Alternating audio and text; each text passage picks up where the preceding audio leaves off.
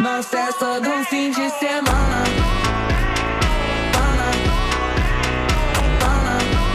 All right. Hey, how's it going, everybody? DJ K-Dub Omaha here with All Access Granted, episode number 3. Today we have Papio South Titan and future Southwest Minnesota State basketball player Reece Kircher. Reece, welcome to the show. I've been kind of anticipating, waiting for this. As many know, if you watch our show, I try to not interfere with athletes and they're making these big decisions, but Reece made a big decision this last month, and man, now it's real life. You graduated, and here we are, man. What you know, when I look at you, I've known you for a long time, and what I think about is you back in the Papillion Elite days. Yeah. And it might even go further back than that. Who did you play for before Elite? Papio Elite, I think I just played at the score. Yeah? A couple buddies and me and I think my dad coached it too. We played at the score for a little bit, but then once third grade rolled around, we kind of created a team. Okay. And so, like, I always like to hit this with the athletes is you have dad as coach, but it's not like he's like, some people are like, oh, dad's coach, Yeah. kid gets everything, kid gets playing time. But your dad's not that style. He challenged no, you not every at all. time. And I could say, coming from the junior Titans to a Papillion Elite practice, just practice because of Coach Sidgick would let my son go there and do some practices. And the way that you guys conducted practice was it was harder than the game. And that's what it's supposed to be. And of course, sometimes not all coaches have that in them to do it in a practice. What all do you remember about those early times at Papillion Elite and kind of that growing up as coach's son and really having to take it as sometimes whether it's going to be a predicament where some people hate on it, but others are like, man, this dude's pushing you to be who you are. Yeah, I mean, I'd say with the aspect of having my dad coach, it made me a lot better. I mean, he got on me more than probably anybody, and he yelled a little bit louder when I messed up or something like that. But yeah, I mean, I was blessed to have him as a coach. And your Papillion Elite days, of course, you know, people come, people go, but you guys had a good core group. Yeah. What do you remember about some of those boys and just kind of shaping your early love for basketball? Because I think the fun part is where it was really described. Like, you guys could see it in your play. It wasn't just we're here to play basketball. It was a team, a family. Yeah, I mean, yeah, like you said, it's a family. I mean, we all still talk to each other. So there's no hate between anybody. We all are going, I mean, I think it was our 8th grade year is the last year. I mean, everybody's going somewhere for whatever sport to go play college. So that was an elite group for sure. And then we get to, of course, you go into high school, and this is where things change, right? You go from, you got dad in the back pocket, but you obviously did school basketball. What do you remember about middle school basketball? Because if I think of like you guys, the coaches don't have a lot of time to teach you a lot. It's more of let's get these kids together compared to like with the Papillion Elite, you guys have time to build up and get to. Yeah. But in a school setting, it's not the same. Yeah, I'd say it was completely different, but I was so excited to play for the school. But we also did play for Papio Elite, so we like had both, which was kind of cool. But yeah, I'd say it was completely different. And then, of course, some of your friends go to Liberty, some friends go to Papillion Middle School, some go to La Vista. What all do you remember about like those first times when your teammates are now your competitor and like you really start to build that competition side of it to people that you have a family relationship? Yeah, well, me, Bryson, Danny, and a couple other guys that went to Liberty would talk so much crap to the other guys because we won. I'm pretty sure we beat La Vista and Papio every time. So, yeah, it was fun. It was competitive. It was always good to see the guys on the other side. You get to high school now. People always say, like, when you thought of going to high school, was this something that it was obviously you lived in the Papillion South area? Was a Titan something that you already figured that's where you wanted to go? How did you and your parents kind of come on the decision of Papio South? Well, I was, me and Bryson, actually, in elementary school, we always thought we'd go to the Monarchs. Then once middle school kind of came around, it's right here in the backyard, so we came here, and obviously made a good decision by doing that.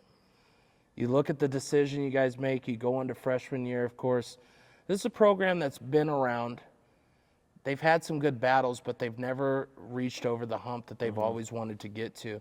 What was kind of your freshman thought when you remember coming here, and what was there anything that you and Bryson and your fellow teammates, because of course you guys went through the trenches with them. Is there anything you remember from freshman year that you're like, this is what we're going to do?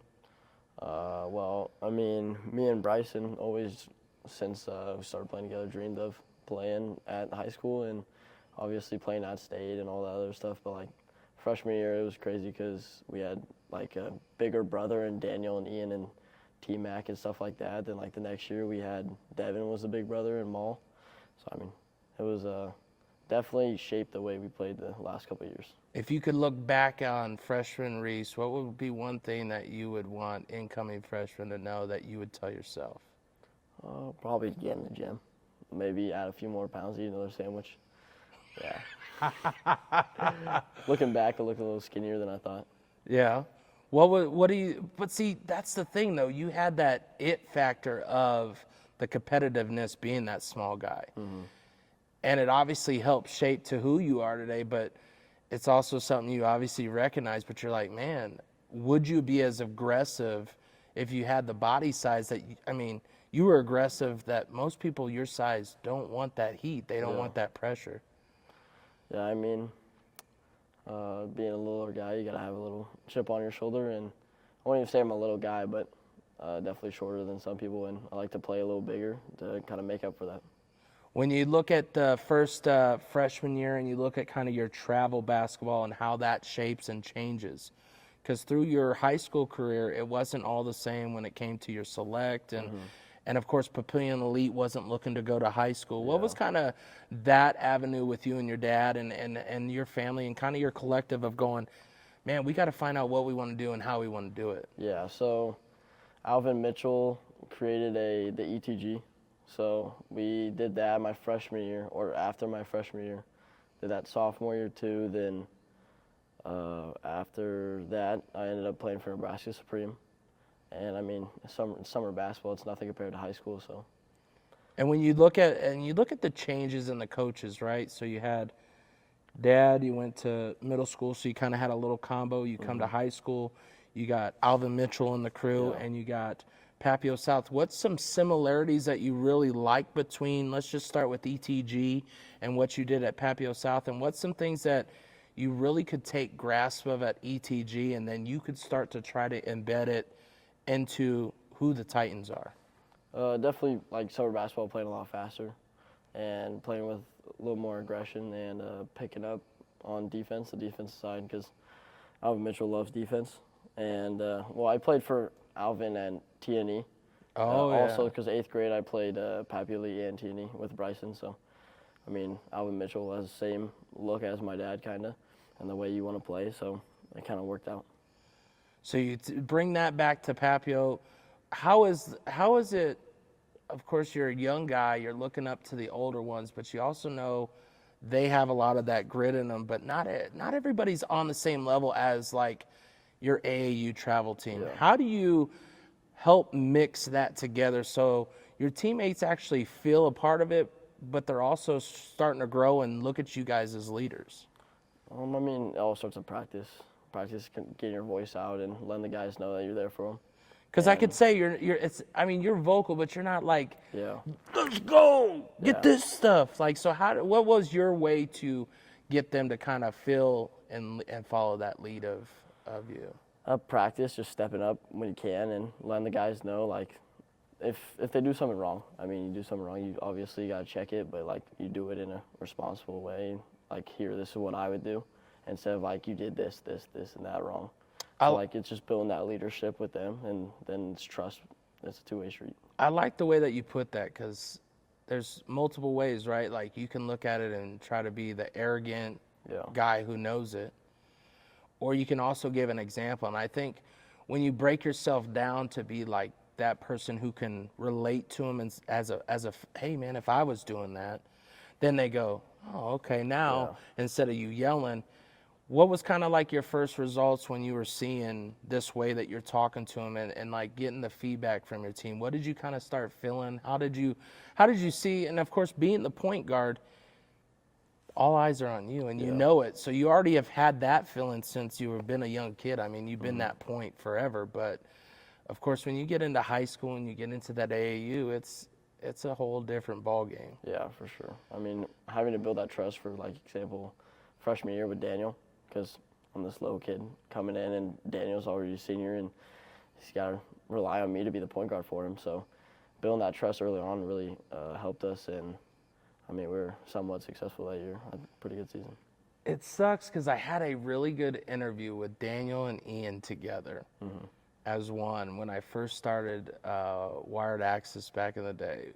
And we were recording up at the Wired Training Center, so in the background there'd be a ting, ting, because the baseball bats, you know. But when I recorded theirs, it was so good, but I forgot there was a thing called a metronome. And what that is it would, every half second would be a beep, beep, beep. And I'm like, dude, is there any way to take this out? So I haven't gotten to get them back together, but to have them as leaders for your freshman year, what do you think you and Bryson together looked at them? Because obviously it's a 1-2 punch. You and Bryson have been a 1-2 punch. How was that comparison to you guys? And was that like something you guys even talked about to where like, hey man, that could be us as seniors. That could be our ride.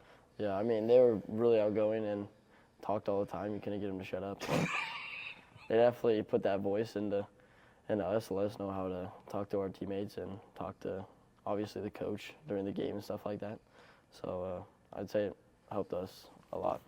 You get to the AAU travel, what's the difference on the AAU compared to what you've been experiencing when you get to that first year of ETG? What was kind of your thoughts? Because was that the beginning of the Adidas run and the Next Pro and all that? Yeah, like since we were our first year program and stuff like that, we were like Adidas Gold or something like that, and 3SSB is the top.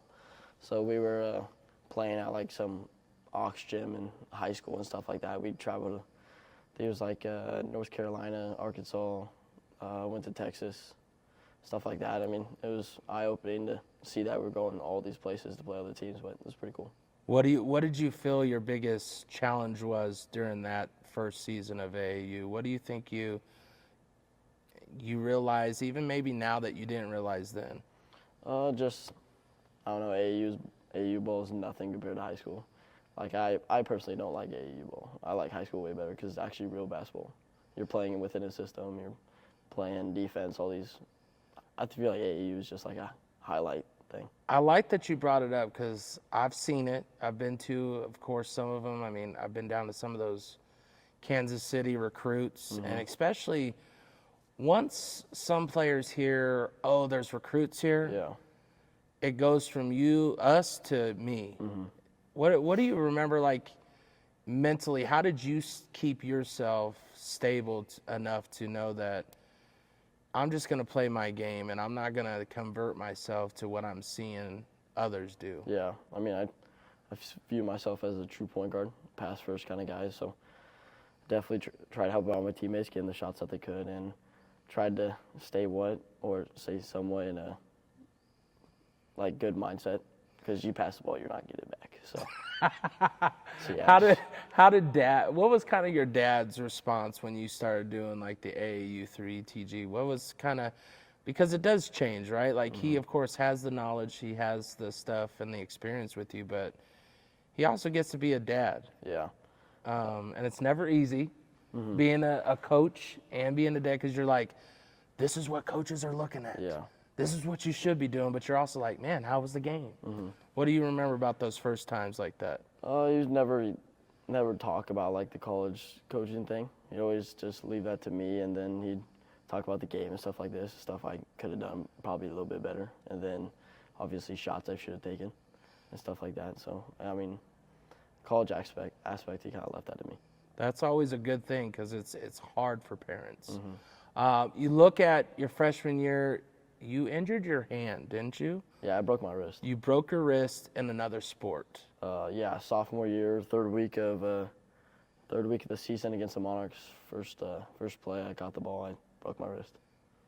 What did you think at that moment? And what was kind of, I mean, of course you were a dual sport, you're a multi-sport athlete, but what were you thinking at that moment? And what were you thinking even after that about the multi-sport? Because I think people always either stay multi-sport or there comes a time where they're like, man, I know what I want to be and what I want to do. How will this affect it? Yeah, unfortunately, I had to make a decision, and I chose basketball, obviously, but I knew my wrist was broken when I got up because I broke the other one already earlier in elementary school. So right as I got onto the table and they were checking on my wrist, I was just thinking about basketball.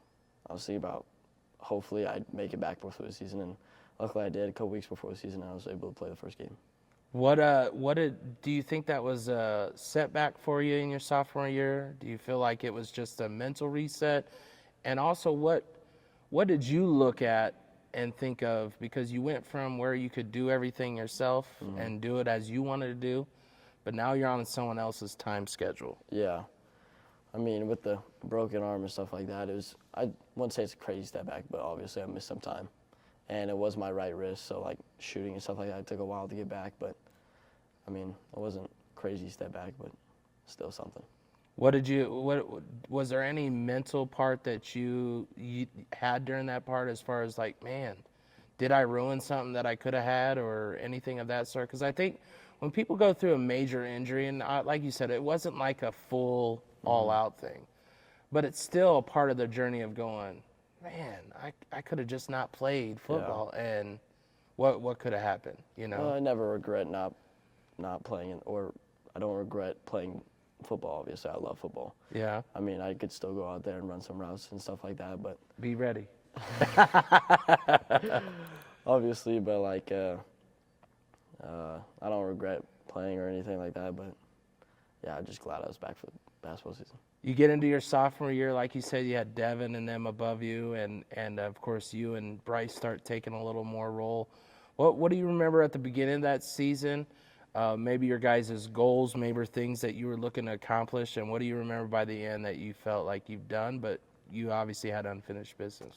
Yeah, before the season, everybody was saying we're going to have a down year and stuff like that, but by the end of the season, we should have made state. We were one game, about, I think it was 4 points or so, against Elkhorn South. It sucks we lost to them, but we should have made state, and I mean, we were better than what everybody expected. So you get through your sophomore year, you go back with ETG. Did anything change from your freshman year to your sophomore year when it came to the AAU for you? I'd say, yeah. I mean, it was a completely different team. I mean, we had like Braden Frager, Robbie Garcia, Derek, Bryson obviously was playing with us then, Lazarick Houston. That team was stacked, I would say. I mean, we went to the semifinals of the 3 SSB, so we were pretty good. What was that like for you? What would be the difference, or is there anything that you've even had to compare to like that high of a game for you? Besides, of course, maybe state. I don't know. What would be? Was there anything close to that? I'd say like playing with that team and how big they are compared to like high school teams like that. I don't think you could compare those two teams. It's crazy because people don't understand, like, it's kind of a give and take, right? You're lucky enough to play with your best friend, with Bryson and whatnot, and you guys are playing. But you're playing with guys from across the way. What do you think was the biggest adjustment across the board for you guys? Because, like you said, we got to make a decision. Are we a team or are we a bunch of we's? Yeah. And, of course, the team had to come out, because if it didn't, you guys wouldn't have gone as far as you did. Yeah, I mean, definitely you got all these guys coming where they are the guy from their high school, and it clashes a little bit. At the beginning of the season, it was definitely not the same as the end. So we kind of made it work, and everybody kind of filled into a role, and we kind of made it work. Was that player-driven, or do you feel it was coach-driven? I mean, as relationships built, I felt like it was player, for sure. So. What was the coach's messages through that part? Well, I don't know. They didn't really speak on that. They just kind of let you guys you kind of get it through out yourself. Yeah. And that's what people don't understand, is they think like, and I'm not saying there's not programs out there that are full control, but a lot of these coaches are just here to give you the opportunity, give you places to go, give you teams to play so you could continue to play. In your sophomore year, is that also when like the extra basketball started picking up as far as, well, I know that you guys always did a summer league for Titans. Yeah. Did they start the fall this year, or because didn't you guys start picking up a fall league for the Titans? Yeah, we did fall, I think all 4 years I was there. Okay. So we'd go, basketball during high school was like a year-round thing, because we go from end of school, we started, once I was done with 8th grade, we started camps at like May 31st or something like that. Then you go all the way to the end of, you go from June 1st to the end of June with your high school team, then you go with your AAU team for the rest of the summer. Then the rest of that is your high school team, all the way again until the end of the high school. Then it's next day it starts back up. What did you do during these times to keep yourself where you don't get burnt out of a sport? I think basketball, I like basketball so much, I don't think I could ever get burnt out. And you never had no times of having whether you go fishing, playing video games or anything to kind of reset yourself from, I mean, because obviously it's a lot of request and a lot of time. I'd say without a doubt I do other things, like my family is a big part of it. And then, I like to fish and golf and stuff like that with my friends. And, just take my mind off things most of the time definitely helps a lot for not getting burned out and stuff like that. Extra workouts. What did the first freshman and sophomore, was there any extra stuff that you did that didn't entwine, like, per se, your team of one or the other? Was there any extra workouts that you had to do or you felt was important to your development? Well, I think after freshman year, I really started to go to the gym and stuff like that. So I do things on my own. Then, like, if I was in the gym, we'd be up here, like me, Bryson, and a couple other guys. We'd text each other, come up to the gym, let's shoot, and stuff like that. So. And if you think to that part of by yourself and doing that, how important is that to the development of yourself, but also that you would say that others, because this is a team sport, and if you've only played team sports, sometimes that's the number one thing athletes lack, is how to push themselves by themselves when no one's watching, when no one's even going to question. Of course, we are now in an interview, but I mean, I've talked to many athletes, and that's like the number one thing is some have the talent and they don't put in the extra work, and they're like, man, I wish I would have. Yeah. And others go, no, man, that one-on-one time is just the stuff that you have to have, and if you don't, you're not going to get to where you succeed. Yeah, I feel like the one-on-one thing, I mean, you coming up here and getting shots up and stuff like that, that's just the love for the game. I mean, if you love basketball, you'll come up and do it. I mean, it's not like it's a punishment or anything like that. You're just here to get better. You've been to an NBA game, right? I have been a long, long time ago. I went to a preseason game. Okay. Were you there early enough to see what the athletes do? No, I was not, no. Man, so I've been to I'm a Bulls fan, so I've been to a lot of Bulls games. But I've been to Orlando Heat. But people don't realize that if you get there early enough, you will see the stars doing stuff by themselves. Of course, they have a shooting assistant that will get the rebounds. Yeah. But they are shooting the same shot over and over and over and over again. Yeah. What was your one shot that you would say you probably have done enough that you were able to hit when you needed to hit? My pull-up jumper.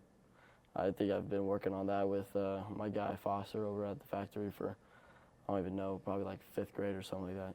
And it state championship game, it kind of worked out. It does work out when you feel the confidence, for sure. You get through your sophomore year, you get into the junior year, of course. You're getting close to that senior year, but you're also starting to set a big trend here. You're becoming, of course, the point guard that every team wishes they had on the assist, and playing for others.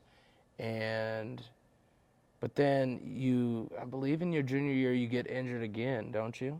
Yeah, I got a contusion in my left leg during right after the holiday break against Omaha North. I had we were going for a loose ball, and their knee drove right into my leg, and thought it was just just bad Charlie horse. But then after a couple days, still couldn't walk on it, still couldn't bend it like I should have been able to. So I ended up going to the doctor, and the doctor told me fractured or broke my femur, which then ended up not actually being true because we got a CT scan, or not a CT scan, but I don't know, MRI or CAT scan or something like that. And then they found out I had a pocket of liquid just built up right there, and I had to get it like broken up and stuff like that over time, which took a lot longer than it probably should have. What was probably your thoughts at that time? I mean, everybody, you know, of course you had it in sophomore year, but as you're getting to junior year, you know this is the time where most offers come, most people are really looking at you. What did you kind of feel when that all came to? What was kind of some of the things that you were going through then? I'd say I was more pissed than anything, because it was like that run in January that we had was like the gauntlet. We were playing like Miller North, West Side Central, Bell West. We played all those teams in an 8-game stretch, and I missed 8 games. So it sucked just sitting there watching us play against all those teams. But I think, and then if you look at it this way, though, there was also a very important thing that happened because of it. You had your freshman Levi be able to step up. Yeah. And, of course, we saw how impactful he was for your guys' senior season this year for your championship. But was there anything that you remember talking to him about as he's a freshman, trying to fill your shoes and try to get him right for those 8 games? Yeah, I remember, I believe the first game he started was Miller North, maybe, and it's Miller North. They were pretty good. I think they were 1 or 2 that year. So, I don't know, I just tried talking with him and calming him down before the game, then let him know that they're gonna do what they do and just stay calm the whole time. And then you start, of course, seeing your team kind of go through the gauntlet. Of course, you're pissed off because you can't do it. What's the team atmosphere feeling like during that time, do you think? I mean, Coach praised that we're not going to feel sorry for ourselves just because our point guard's out. We're going to step up and get better from it, and give other guys opportunities to get better and get some more time on the court. I mean, it helped out. You come back, and I think I was here for your comeback game. And if I, from a reporter's side, I would say I felt you really worked hard to try to do stuff when you didn't have to. What do you think? What do you remember about that first night coming back? To be honest, I don't even know who we played that night, but I don't know. I probably tried playing more minutes than I probably should have, but. You were also like, you were doing Reece Kircher like things. Yeah, I was probably moving a little slower than usual. You were trying to get passes to people when you were close, but you're like, man, I shouldn't have done. Like I even watched you shake your head, and you guys still won, but I felt like for you, it almost was like you felt like you had to do something to make up for 8 games. Yeah. Is that kind of what you were feeling? As you say that, yeah, I remember it was a Lincoln East game at Lincoln East, and I did not play my best, but. Well, no, and those happen, but do you remember, like, going through thinking that way? Were you thinking that you had to make up for 8 games worth of? Most definitely, just like the time, and I felt like I had to, I don't know, show out for comeback game, but yeah, it was stupid, but I don't care, we won, so. You did, and I think it's just those learning moments, right? Like, that most people have to go through, right? It's a bump in the road. It's not like this negative thing that will hang there if you learn from it. Yeah. If you don't learn, then of course it's like a continuous ache. But obviously then you start getting right back to where you were. You obviously knew you had backup that you could count on. How does that change your mindset when you know that you have someone else that can also come in and do what needs to be done, and you can catch a quick breather and give you those minutes? Yeah, with Levi getting the experience that he did when I was out, so that really made kind of got some weight off my shoulders where I know we have another ball handler that is capable of doing what needs to be done. So, what do you remember as you finish up your junior year? What was some things that you remember at the end of the season and all that with that team? And of course, you got your senior class of the 2024s heading out. And it wasn't even a big class of. No, I think you guys had 3. Yeah, I think it was Wes Frost, Jacob Young, and Dade. Yep. It was just those 3. Then. After losing that district final, I think I was more mad than any other game ever. So then I was ready to get back to playing with the guys. But, yeah, it was don't ever want to go through that game again. You, of course, make a decision that summer to do a different AAU. You go to Nebraska Supreme, and they mixed with Team Factory, didn't they? Or did they do just a tryout together? Yeah, I have no idea. I don't remember, to be honest, but I think it was like Lincoln Supreme and OSA maybe or something Okay, like that. someone did, I remember. What made the change, and how did this help change who Reece is today? Yeah, so not very many people know, but I got asked to play on that team instead of the ETG team because there was some like 24s that were class of 2024s that were playing on the ETG team. Gotcha. So we got asked to play on the other team, me and Lazaric. Okay. So yeah, then ended up, I was kind of pissed off about that because I felt like I got screwed out of the opportunity to play on that team again. So I definitely And especially with you guys so close. Yeah. You guys were right where you wanted to, but you also knew that, AAU's just more basketball. Mm-hmm. So you take it to the Supreme. Who's the coaches and kind of what did you learn differently there that helped grow to who you are? To be honest, I didn't really grow at all that summer. I felt like I did not look forward to playing basketball that summer at all, because just like I don't want to down anybody, but like the culture around playing on that team, and I love the guys on that team. I still talk to them today, and I didn't have fun playing summer basketball.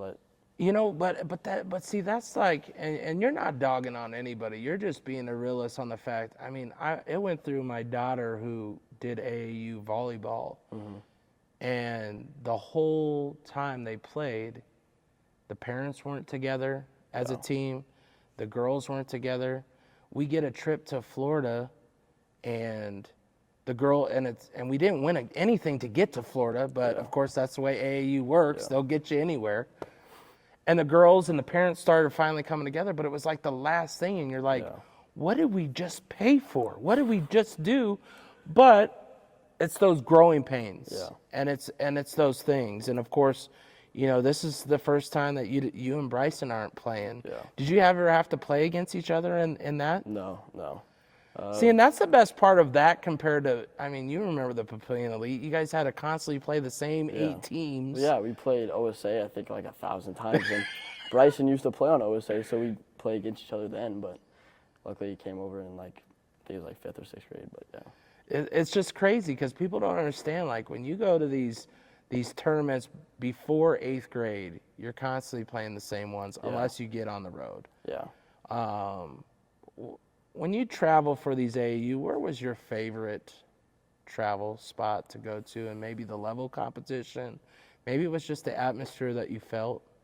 Say my favorite place we went to was maybe Arizona, my junior to senior year, or like Vegas. We went to Vegas in California. Those were pretty cool because I'd never been there before. How was the level of competition? Was it just as much as you expected? Yeah, we played teams like Team Lillard and Compton Magic and stuff like that. It was pretty cool to play those teams and a lot bigger guys for sure.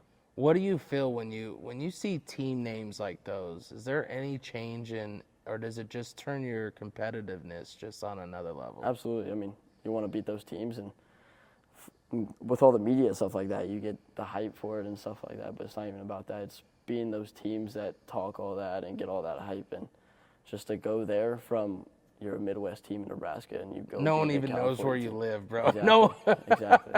No matter how much you try to explain, man, you're like, yeah, we're from Nebraska. Where? Well, like the middle of the United States? Yeah. Well, I remember Compton Magic came to us because we hosted the 3SSB the first session in it was May or something like that, and that was after my sophomore year with all those guys like Braden and all them. We played Compton Magic the first week, and we ended up beating them with Renus's kid. He might have dropped above 20 or something like that, but I don't care, we won. So that's all that matters is the team that wins. You get through that summer. Of course, you already said it wasn't what you expected. Kind of who did you talk to, or how did things change for you to stay positive in the long run and get back to what you love? I think that summer made me more grateful for high school basketball, and I think I just talked to my mom and dad and stuff like that, and definitely Cooley and Heeger more, and Ian. We talked a lot about the upcoming season and stuff like that, which got me excited. So I don't know, that summer made me more excited for the upcoming senior year. You get to your senior year, of course, expectations are high.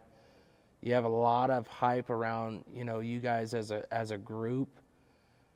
And of course, your best friends in the biggest of the limelight. How do you keep yourself, and of course he's balanced, but how do you guys keep each other balanced to go, we know what we're here for, we know the business trip that we're on? Yeah, we tried to stay as humble as possible. I mean, it doesn't matter who we play, we're going to play the way we do. And it comes back to practice. Me and Bryson never on the same team at practice, so we'd always go at each other and talk a lot of crap at practice. Me, Jaden, Bryson, Cody, Trent, Levi. Levi likes to open his mouth a lot, so we talked a lot of practice. You brought up Cody. What did that mean for you guys to get him back here, back to play basketball? Because his dad, like your dad, was all a part of the beginning of Papillion Elite. Yeah. And you guys were like family, but of course, basketball game left him. What was it like to have him back and to see him enjoy the game you love? I remember talking to Brent at the gym about Cody coming to play basketball. And Brent said, yeah, I mean, I don't think he's closed the door on basketball at all. So I talked to Cody. It didn't take very much convincing, but I texted him a few times, got him up here, and played basketball for the first time in like a year and a half or something like that, like you said. And I don't know, he always looks excited on the basketball court, so it wasn't hard to convince. And it's weird because like people don't understand like how one call from someone that's been a friend could change someone's future, because it obviously brought him to also just even open up, because he was a great teammate. Mm-hmm.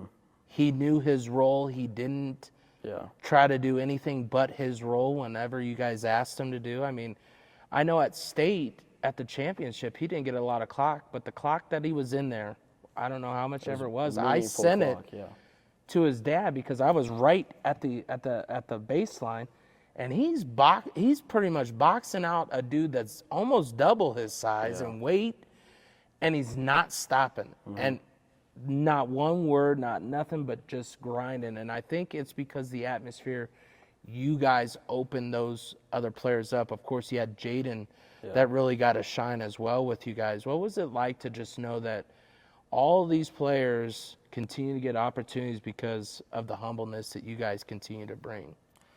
I mean, it all comes back to the freshman, sophomore, junior year, all that building up and knowing we'd have a chance our senior year, which we knew we had chances every other year, but we knew senior year was the time to do it. And everybody got better. Jaden played freshman basketball his freshman year, and then ended up he ended up playing sophomore year. He got a lot better. He grinded. He doesn't ever complain. Cody doesn't ever complain. None of those guys ever complained about their time on the floor or what we were doing. Everybody was just steadfast, and they knew their role, and everybody. How was the players' leadership so impactful for you guys' success? Heezer always praises a player-led team. So, beginning of the season, I mean, we were nothing like the end of the season when it comes to that aspect, but at the end of the season, I think we could run the show by ourselves. Not saying like Cooley and Heezer and all of them didn't do anything, but they obviously did. They just, when it came to the game time, they kind of just give it. I tell people all the time, like, I mean, I own a lawn company where I have the same people for 5-6 years that run my company with me, because you take pride in it when you can say it's yours. Your dad owns a business. Yeah. You do your own side hustle when it comes to lawn, snow. Mm-hmm. So it's those impactful things that you're like, if I can just embed these fellow teammates, and I mean, all the way even down to your guys' team managers. I mean, they felt a part of everything. you guys start going through the season. Of course, you know, the first loss comes and everybody outside of you guys try to post and, oh, Yeah. I can't believe. What was your thought on that first loss of the year this year, senior year? Well, we lost to Millage South, and it was a rough one because I was hurt. I was in a boot on the base or on the sideline, but nobody was like, oh, our season's over, all this stuff. But everybody just locked in on practice the next day. Definitely, we beat a good team in Lincoln Southwest when I was obviously on the bench and stuff like that. But then I ended up coming back. But beating Lincoln Southwest was a big deal because they did it with Brady. Brady got a lot better off of me not playing, which was really good for us. And that's what people don't understand is like those type of praises. You're out with your foot. What ended up happening with your foot? During the Norris game about over there, I jumped to block somebody on Norris, and I ended up landing on his foot, and my ankle twisted pretty bad, which was unfortunate, but it happened. It helped turn, like you said, some other players to turn it up, turn it on. You guys go through, you win holiday tournament, don't Yeah. you? What do you feel during the holiday tournament, and especially that championship game and at the end? What's kind of the thoughts going through your guys' mind as you're achieving things that it's like a check mark box, right? You're like, okay. Because has Papio South won a holiday tournament? Papio South has never been to the championship, Okay. the holiday tournament. I think they've been to the semis or something like that. I don't remember what it was, but they've been to the semis, but they've never won it. And if you look out there, there's a lot of people on that record board. Mm-hmm. A lot of combos that you know that have been through here. Yeah. And you had Jared Matley before Ian and Daniel, and of course they were together. And Luke War, who's at Luke War. Yeah, he was really good too. And it's just crazy because you're like, man, these are some athletes Yeah. before us that have set the tone, but we're putting it to paper because of what they've shown before, right? The effort. I mean, there was never a game that I ever came to for the Titans I've been around since 2016. No, maybe 2015.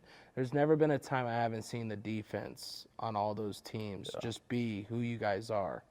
But if that wasn't the state of mind that your coach never put in forth before, I mean, look at the game now. His defense, I mean, I can't even watch NBA. If I could be honest, it is so hard to watch NBA. I'd much rather watch high school and college because I just see the pride of the game continue. As a basketball player that loves the game, what is your honest feelings when it comes to that? To be honest, I don't even watch basketball like that. I'll watch the playoffs and stuff like that here and there, but it's crazy to say, but I don't watch nearly as much basketball as I probably should, or like to watch football a little bit more. Does that stuff turn away the game, though, at all of what people do talk about the NBA?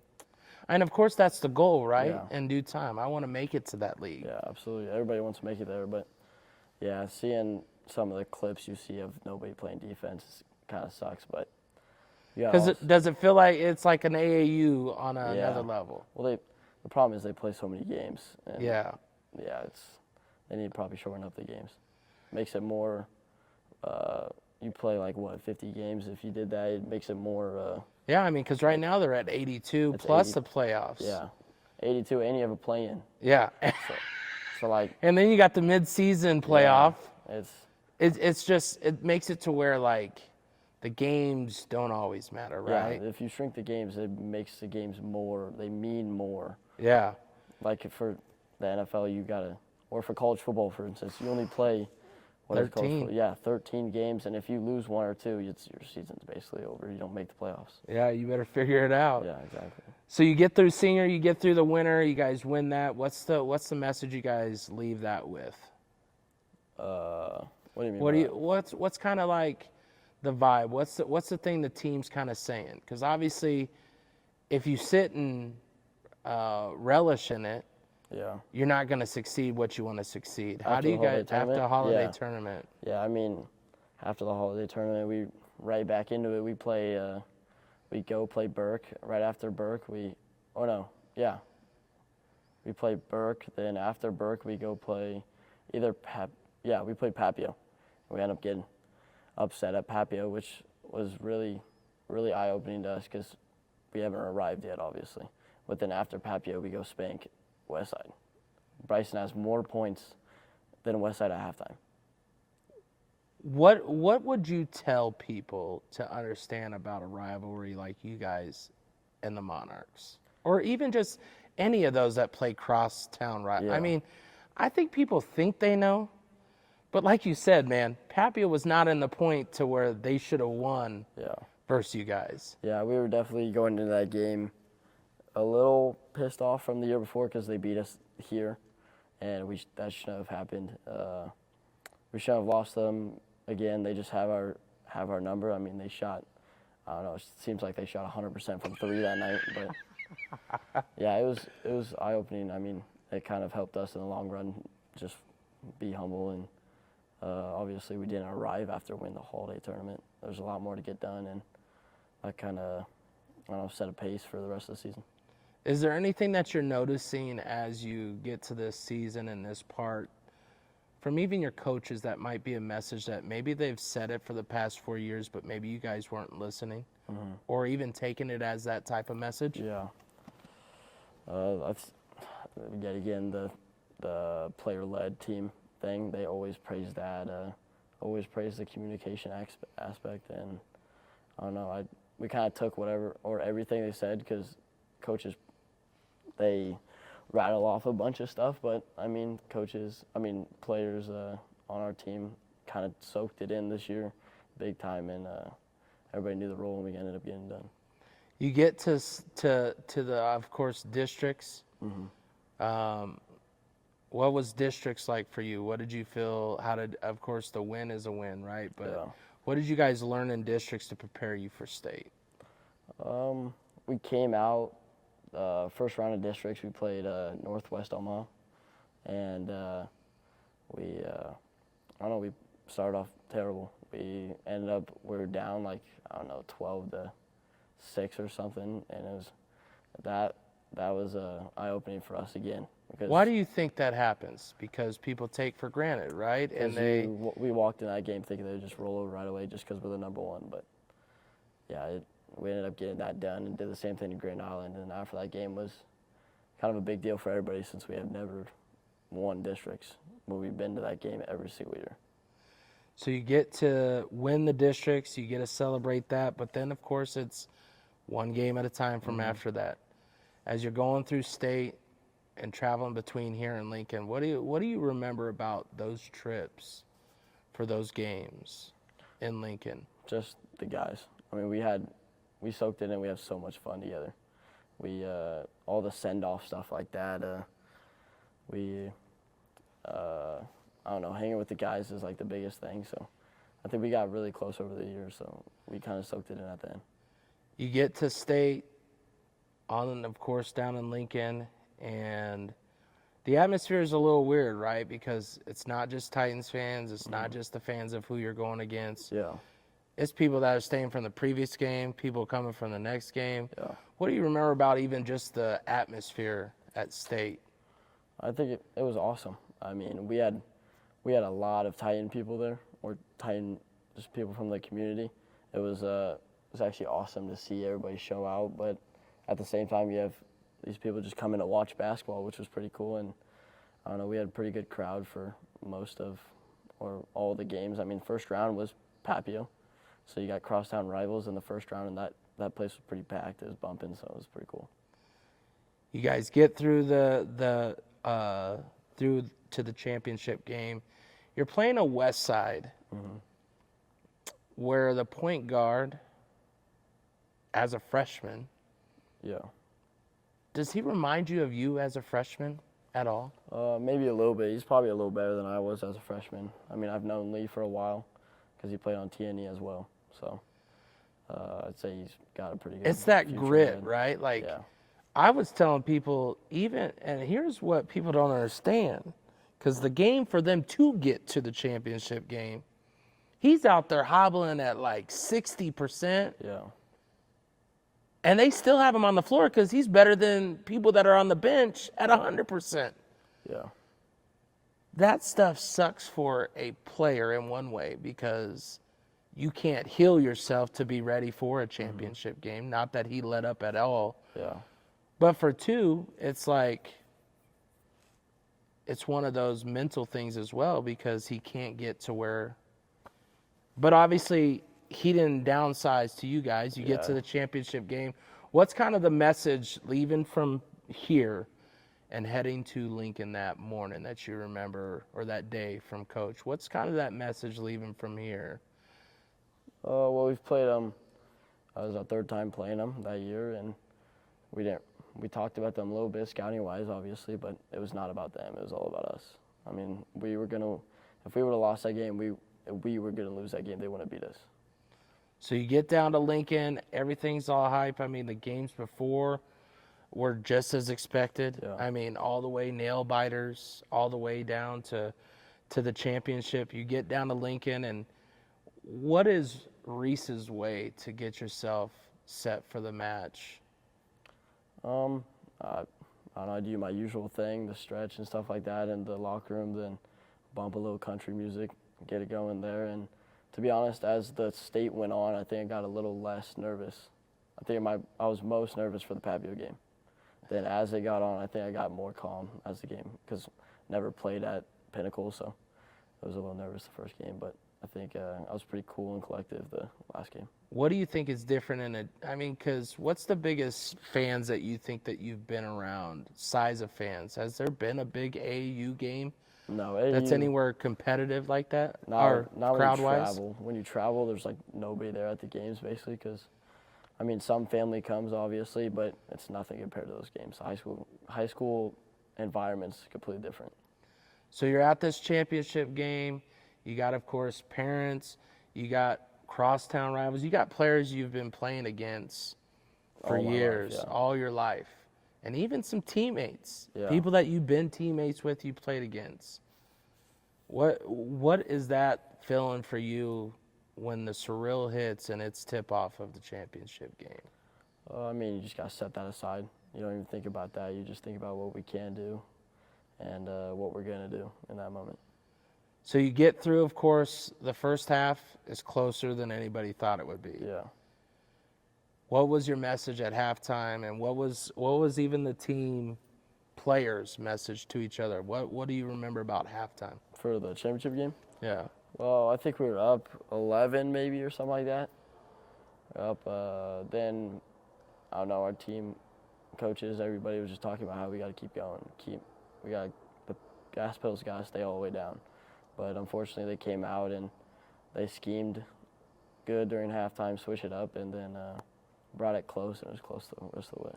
And when you say the scheme, what was your guys' counter to that? What do you remember even talking on that first timeout? Because I think once they got close, Coach called that quick timeout as well. Yeah, they hit a couple threes coming out. Then I think they scored in the third quarter. They scored more points than they scored the whole first half. So they shot the ball really well, and they played I think it was a 3-2 zone they came out playing, or that was Miller North, one or the other. But in both those games, we let up probably a little too much in the third quarter, but ended up kind of working out. You guys get to cut down the nets. You get the championship. What's going through your mind as that's happening? Just I don't know. It just didn't know what to do. Kind of a little excited, obviously, but it was so surreal that it actually happened. You've been dreaming about that moment since middle school or elementary. And I swear, because you're just like, you guys are just so composed. Yeah. Don't get me wrong. I'm not saying you don't show a smile, but it's not like you're like, you still like know that there's more going for yourself. And I feel like, I mean, you guys still lived in it instead of just letting it overtake you. Yeah, absolutely. I mean, obviously we enjoyed the moment, but obviously you want to be a little bit of a sportsmanship. We just ended somebody's season the wrong way, but I mean, it's part of the sport. And Papio South's first championship for basketball. 22 years, I think. Yeah. 22 years. Assist leading record holder. What's the legacy, and how do you feel you're leaving this school?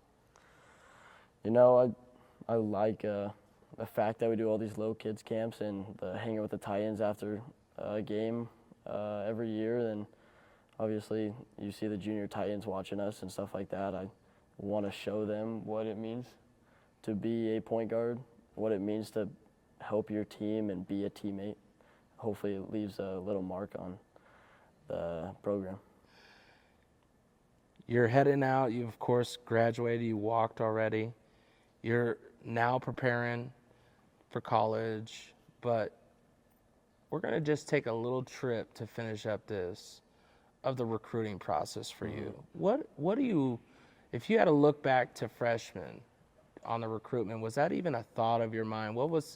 When did you start looking at that part of basketball, college, and how do I get myself out there? Yeah, obviously I knew I was always going to go play college basketball somewhere, or at whatever level it was, I was going to go play. But yeah, freshman, it wasn't really anything. Didn't hear from anybody. But then after sophomore year, whenever they could text players and stuff like that, I got a few texts, and that was obviously exciting to show or to see what I've done, to see who has seen it, things like that. But yeah, I mean, it kind of ended up working out in the process, but I was glad I just didn't rush anything. Was there any pre-thoughts of where you wanted to go, what you wanted to do? Yeah, obviously I dreamed about playing at these higher levels and stuff like that, which obviously the book isn't closed. So I'm just glad where I'm happy where I'm at. When you say the book isn't closed, you've obviously seen a lot of growth in the Nebraska area of athletes. Mm-hmm. I mean, going to JUCO, going to D1, D2, D3, yeah, NAIA, and all that. Who do you kind of see, and who are you watching to kind of see how the trail can go to lead you to where you want to be, and understand that factor of the game of, I just want to get to the next level, but I want to play and show what I could do, so then yeah, it can go. Where does that all come from for you, and how did you, over just going to a D1 school? You could have went to a D1 school, you could have picked one and possibly been anywhere for them, but maybe not where you wanted to. Yeah, with the transfer portal, you just need to kind of get started with college basketball. So there's always that process of maybe you go higher, or maybe you fall in love where you're at, you stay there forever. But I don't know, it's definitely a long process and could end up happening later on. Well, how many schools do you feel like you had on your radar, or they had you on their radar? And what was some of the things that you liked that you heard from all this stuff? You don't have to name any schools. Yeah. But what's some of the things that if you could let other recruits know that you feel they might sometimes be blind to? Just the scenario, situations, anything of that when you look at recruiting. Yeah, if I were to tell somebody,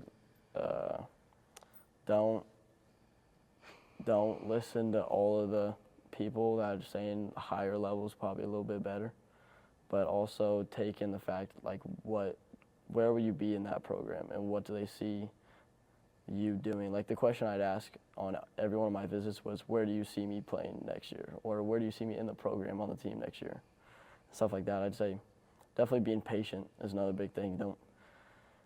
These coaches want you, but being patient, not jumping to the first one or the second one or things like that, because I'm very glad I stuck it out, and I'm going somewhere where I think I'm. Well, yeah, I mean, your friend Bryson went where everybody thought he was going to be a jackrabbit. Yeah. Coach moves, things happen that are out of your control. It's not that he made a bad decision, because he didn't. Yeah. But he also is now eligible because of the way things go and making that decision. He was able to go, hey, I'm going to go play for Drake now. That's where I'm going. And it's like, I think some people forget that it's still your journey. Yeah. It's still your control, even though you might say, hey, I'm committing here or committing there.